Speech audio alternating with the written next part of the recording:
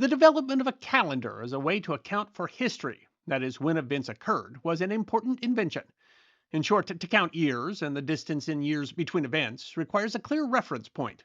And a key development in accounting for such a reference point came with the publication by the 2nd century Alexandrian mathematician and astronomer Claudius Ptolemy of his work, Almagest. The Almagest is not a calendar per se, but it does include a historical record of observations of astronomical events going back to the beginning of reliable observation of such events. As astronomical events are predictable, such a measure allows for us to have a reliable way to measure the passage of years. That is, it allows a frame of reference to account for the year in which an event occurs.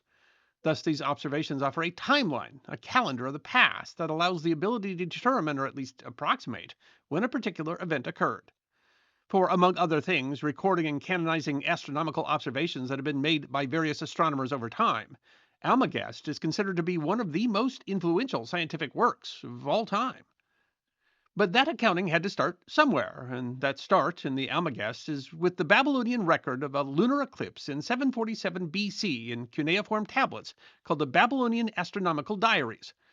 These observations represent what was believed by Ptolemy to be the first reliable, systematic records of astronomical observations. That is, these records represent the first frame of reference that allows us to reliably count years. Prior to these observations, we know that things occurred, but we have no reliable way to determine when they occurred in the counting of years with reference to today's calendar.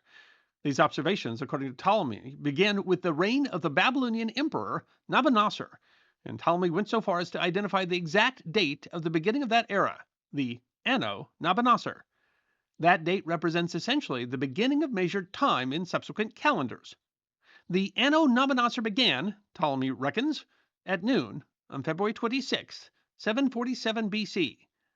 That is the first recorded calendar date, the beginning of measured time.